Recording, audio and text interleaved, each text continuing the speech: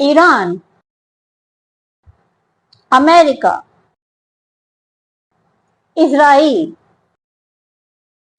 आखिर इन तीनों ममालिक की लड़ाई है किस बात पर? Israel launched Operation Rising Lion. क्या वजह है कि इजराइल पूरे 57 ममालिक को छोड़ के सिर्फ और सिर्फ ईरान के पीछे पड़ा है?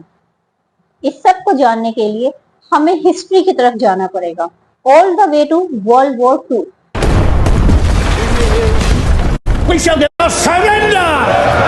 ये तो दोस्तों वर्ल्ड वॉर 2 थी बिटवीन ब्रिटेन और जर्मनी के। तो दुनिया के पास सिर्फ और सिर्फ दो ऑप्शंस थी, या तो वो बरतानवी फौज का साथ दे या फिर वो हिटलर का साथ दे। तो हुआ यूं कि दुनिया के ज्यादातर ममालिक ने बरतानवी फौज का साथ दिया, लेकिन ईरान वो वाहिद मुल्क था जिसने जर्मनी का साथ दिया, हिटलर का साथ दिया, जिसके नतीजे में जर्मनी और ईरान दोनों बहुत क्लोज फ्रेंड हो गए। और ये बात ब्रिटिश गवर्नमेंट को बिल्कुल भी गवारा नहीं थी, तो उसने ईरान पर हमला करना शुरू कर दिया और उन्होंने पूरा ईरान जो था वो आहिस्ता आहिस्ता ग्रेजुअली फतह करना शुरू कर दिया, जिसको देखते हुए शाह ईरान ने घुटने टेक दिए और सरेंडर कर दिया। इस पर ब्रिटिश एम्पायर ने उसको एक ऑप्शन दी, और वो ऑप्शन ये थी कि अगर तुम चाहते हो कि तुम्हारा तख्त बचा रहे तो अपने 22 साल के जवान बेटे को बादशाह बना दो ईरान का, क्योंकि उसका बेटा रजा शाह पहलवी ब्रिटिश एम्पायर का एक पपेट था और वो ब्रिटिश कल्चर से इस कदर इंस्पायर था कि उसने पूरे ईरान में ब्रिटिश कल्चर जो था वो इम्पोज कर दिया था। सबसे पहले उसने ईरान में हिजाब पहनने पर पाबंदी आयद कर दी, साथ ही उसने ईरान की मसाजिद और मदरसों को भी बंद कर दिया और वहां के उलमा को कैद कर लिया। और ईरान में बाकायदा तौर पर शराब बिकने लगी, बल्कि एक वक्त ऐसा आया कि ईरान पूरी दुनिया में सबसे ज्यादा शराब इंपोर्ट करने वाला मुल्क बन गया। और रजा शाह पहलवी इस बात पर बहुत ही ज्यादा फख्र करता था।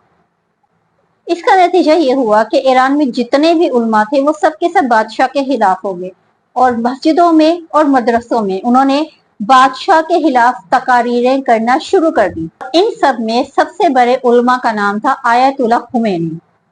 और खुमैनी की पॉपुलैरिटी ईरान में इस कदर हो गई थी कि ईरान के बादशाह ने खुमैनी को गिरफ्तार करके मुल्क बदर कर दिया और आयतुल्लाह खुमैनी ईरान को छोड़ के इराक में जाके आबाद हो गए। इराक में उस टाइम हुकूमत थी सद्दाम हुसैन की।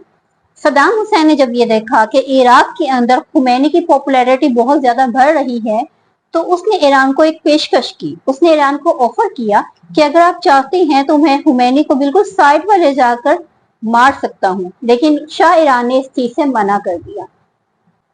आयतुल्लाह खुमैनी ने यह काम करना शुरू किया कि उसने खुफिया तौर पर सीक्रेटली अपनी स्पीचेस जो है वो रिकॉर्ड करना शुरू की और उनको सीक्रेट तरीके से ईरान में स्मगल करना शुरू कर दिया। ईरान के लोगों ने आहिस्ता आहिस्ता आयतुल्लाह खुमैनी को अपना लीडर मानना शुरू कर दिया, लेकिन दूसरी तरफ ईरान के बादशाह को हटाना इतना आसान नहीं था, क्योंकि उसे ब्रिटिश एम्पायर की फुल सपोर्ट हासिल थी। लेकिन शायद वो ये बात भूल चुका था कि हर अरूज को जवाल है। जब ये बादशाह रजा शाह पहलवी अपनी दौर के पीक पर था, उसने एक बहुत बड़ी गलती की और उस गलती का नाम है द फ्लेम्स ऑफ पर्शिया इन 1979।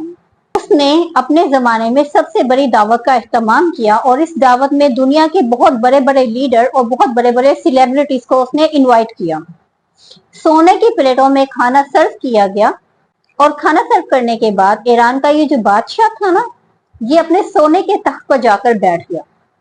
जब ये सब कुछ ईरान की गरीब आवाम ने देखा तो उनमें गुस्से की एक लहर दौड़ गई और उन्होंने आयतुल्लाह खुमैनी को ही अपना लीडर कंसिडर कर लिया। इसी दौरान आयतुल्लाह खुमैनी ने भी अपनी आवाजों को और अपनी तकारीर को रिकॉर्ड करके ईरान पहुंचाना शुरू कर दिया, जिसमें उसने ईरान के बादशाह को आज के दौर का फिरौन करार दिया। और इसी तरह से जब खुमैनी की जो ताकत थी और जो इन्फ्लुएंस था वो ईरान में बढ़ता गया और बादशाह की पॉपुलैरिटी कम होती गई, तो बादशाह ने जब ये सब कुछ देखा, उसने देखा कि आवाम उसके खिलाफ हो चुकी है, तो वो भागकर दुनिया की सुपर पावर अमेरिका के पास जा पहुंचा। अमेरिका ने बहुत से कंट्रीज को मिलाकर मीटिंग की और एंड पर आकर उसने रजा शाह पहलवी को ये कहा कि अब तुम्हें खुमैनी से कोई नहीं बचा सकता। یہ بات سننے کے بعد ایران کے بادشاہ نے فلائٹ پکڑی اور وہ ایران سے باہر نکل گیا۔ جب خمینی کو یہ پتا چلا کہ ایران کا بادشاہ ایران چھوڑ کے جا چکا ہے تو وہ 14 سال ایگزائل میں رہنے کے بعد دوبارہ ایران پہنچا اور مسلمانوں کی قیادت سنبھالی۔ جب خمینی ایران پہنچا تو ایران کے بہت سارے لوگوں نے خمینی کا استقبال کیا۔ دنیا کی تاریخ میں کبھی بھی کسی لیڈر کا اتنے لوگوں نے استقبال نہیں کیا جتنا کہ ایران کے لوگوں نے کیا۔ ایران کے تقریباً 70 لاکھ لوگوں نے خمینی کا استقبال کیا اور ایران کی سرزمین پر اترنے کے بعد آیت اللہ خمینی نے امریکہ کے سارے ایمبیسیڈرز کو گرفتار کر لیا اور جیل میں ڈال دیا، اور آیت اللہ خمینی نے امریکہ کے نام ایک پیغام بھیجا کہ میں ان 50 لوگوں کو تب تک رہا نہیں کروں گا جب تک تم لوگ ایران کے بادشاہ کو ہمارے حوالے نہیں کر دیتے۔ اور یہاں سے شروعات ہوئی ایران اور امریکہ کی جنگ کی۔ ایران میں خمینی کی حکومت کے آتے ہی عراق کے صدر صدام حسین نے ایران پر حملہ کر دیا، اور یہ حملہ اس نے امریکہ اور سعودی عرب کے کہنے پر کیا، اور ایران اور عراق کی یہ جنگ کم از کم 8 سال تک رہی، اور دنیا کی پوری سپورٹ حاصل ہونے کے باوجود بھی صدام حسین آیت اللہ خمینی کو اپنے تخت سے ہٹا نہیں سکا۔ اور 8 سال بعد جیسے ہی ایران اور عراق کی جنگ ختم ہوئی، اس جنگ کے کچھ ہی عرصے بعد آیت اللہ خمینی اللہ تعالیٰ کے پاس چلے گئے۔ آیت اللہ خمینی کا جنازہ دنیا کی تاریخ کا سب سے بڑا جنازہ تھا، کیونکہ اس جنازے میں تقریباً 1 کروڑ لوگ شامل تھے۔ ان کے جنازے کے بعد ایران کی عوام نے اپنا دوسرا لیڈر چنا، آیت اللہ خمینی کا اسٹوڈنٹ آیت اللہ علی خامنائی، جو آج تک ایران کا سپریم لیڈر ہے۔ عراق اور ایران کی جنگ کے بعد ایران کو اس بات کا شدت سے احساس ہوا کہ امریکہ اور اسرائیل اس کے سب سے بڑے دشمن ہیں، جب تک کہ اس کے پاس نیوکلیر پاور نہیں آ جاتی۔ ایران کو ایٹمی پاور بننے کے لیے کسی ایسے ملک کی سخت ضرورت تھی جو پہلے سے ایٹمک پاور رکھتا ہو۔ اس وقت میں پاکستان سے بہتر ساتھی کوئی نہیں ہو سکتا تھا۔ پاکستان کے ڈاکٹر عبدالقدیر خان نے ایران کو پیشکش کی کہ اگر وہ چاہیں تو وہ ان کو فارمولا دے سکتے ہیں، لیکن جیسے ہی اس ارادے کی خبر امریکہ کو ملی، بش نے ایران پر پابندیاں لگانا شروع کر دی۔ اور یہاں پر میں آپ کو یہ بات بھی بتاتی چلوں کہ پاکستان اور امریکہ دونوں بہت ہی پرانے دوست تھے۔ پاکستان کسی بھی صورت میں امریکہ کی ناراضگی نہیں مول لے سکتا تھا، اور اس کے برعکس ایران بالکل ہی چینج تھا، بالکل ہی الٹ تھا۔ وہ امریکہ کی آنکھوں میں آنکھیں ڈال کے بات کرنے والا تھا۔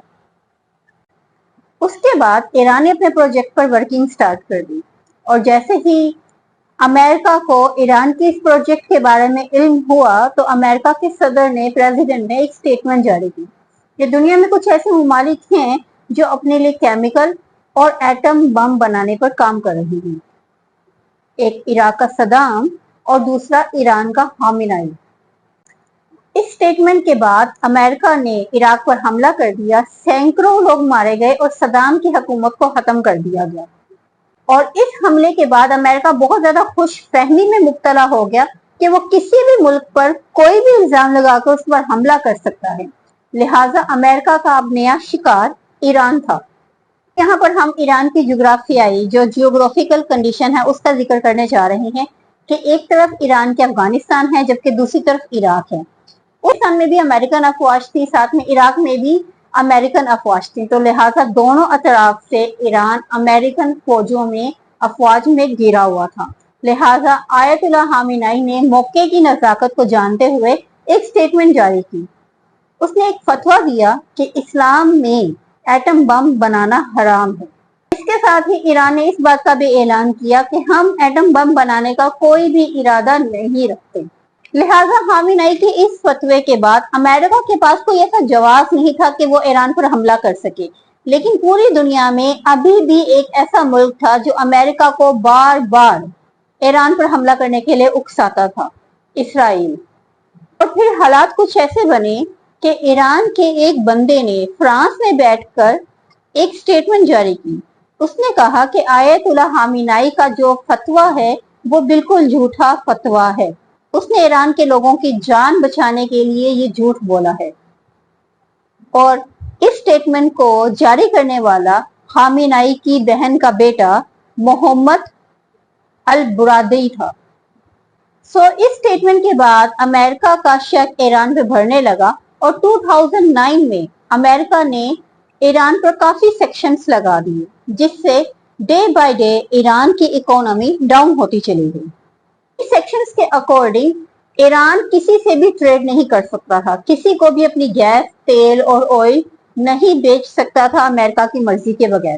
صرف پوری دنیا میں 3 ایسے ممالک تھے جو ایران سے ٹریڈ کر سکتے تھے: چائنا، رشیا اینڈ انڈیا۔ دھیرے دھیرے ایران کی جو اکانومی ہے نا وہ پور ہوتی گئی۔ ایران کی اکانومی کو پور ہوتے ہوئے دیکھ کر آیت اللہ خامنئی نے امریکہ کے ساتھ ایک ڈیل کی کہ ایران ایٹم بم پر کام نہیں کرے گا، اور اس ڈیل کے بدلے امریکہ نے ایران کے اوپر سے سارے سیکشنز ہٹا دیے، جس سے ایران کی اکانومی ایک دم سے اوپر جانے لگی۔ پھر ایسا ہوا کہ امریکہ میں ٹرمپ کا دور آیا۔ ٹرمپ کی سوچ چونکہ پرو جوش تھی، پرو اسرائیل تھی، اس نے ایران کے ساتھ ڈیل کینسل کر دی۔ جیسے ہی ایران کے ساتھ ڈیل کینسل کی، ایران پر پھر سے سیکشنز لگ گئے، ایران کی اکانومی پھر سے ڈاؤن ہونا شروع ہو گئی، تو ایران نے دوبارہ سے اپنا نیوکلیر پروگرام سٹارٹ کر دیا۔ اور ایران کا یہ نیوکلیر پروگرام دوبارہ سے سٹارٹ کرنا ایران کو مہنگا پڑ گیا، لہٰذا 2020 میں امریکہ نے ایران پر میزائل سے فائر کر کے ان کا آرمی چیف قاسم سلیمانی شہید کر دیا، جو کہ ایران کو کسی بھی حال میں گوارا نہیں تھا۔ لہٰذا ایران میں 2021 میں دوبارہ الیکشنز ہوئے اور نیا پریزیڈنٹ منتخب کیا گیا۔ ایران کا یہ نیا پریزیڈنٹ ابراہیم رئیس امریکہ کے سامنے بالکل بھی جھکنے والا نہیں تھا، لہٰذا اس نے اپنے اٹامک پروجیکٹس دوبارہ سے سٹارٹ کر دیے اور اسرائیل کے خلاف لڑنے والے سارے گروپس کو فنڈ کرنا شروع کر دیا، اور اسرائیل غزہ وار سٹارٹ ہو گئی۔ اور ہم سب یہ جانتے ہیں کہ اگر کوئی انسان اسرائیل اور امریکہ کے خلاف اتنا اوپنلی بولتا ہے تو اس کے خلاف کیا کیا جاتا ہے۔ ابراہیم رئیس 2024 میں ہیلی کاپٹر کریش میں جان بحق ہو گئے، لہٰذا ایران میں پھر الیکشن ہوئے اور ایران کا ایک نیا وزیر اعظم چنا گیا۔ ایران کے نئے وزیر اعظم نے حلف اٹھاتے ہی ایک اعلان کیا، اس نے ایک سٹیٹمنٹ جاری کی کہ آیت اللہ خامنئی کا جو فتویٰ تھا وہ سچا فتویٰ تھا، لہٰذا ہم لوگ ایٹم بم پر کام نہیں کر رہے، ہمارے لیے ایٹم بم بنانا حرام ہے۔ ایران کے نئے پریزیڈنٹ کی سٹیٹمنٹ کے بعد امریکہ اور ایران دونوں کی پھر سے ڈیلز ہونا شروع ہو گئیں، اور یہ بات کسی طریقے سے بھی اسرائیل کے لیے ایکسیپٹیبل نہیں تھی، لہٰذا ان ڈیلز کو روکنے کے لیے اس نے ایران پر الزام لگانے شروع کر دیے کہ ایران جو ہے وہ ٹرمپ کو مارنا چاہتا ہے، ایران جو ہے وہ اٹامک بم بنانا چاہتا ہے، وغیرہ وغیرہ۔ اور یہ سارے جھوٹے الزامات لگانے کے بعد اسرائیل نے ایران پر حملہ کر دیا، جس کا نتیجہ آج پوری دنیا کے سامنے ہے۔ اگر آپ کو ویڈیو پسند آئی ہو تو اس کو لائک، شیئر اور کمنٹ ضرور کیجیے گا، اور چینل کو سبسکرائب کیجیے گا۔ اللہ حافظ۔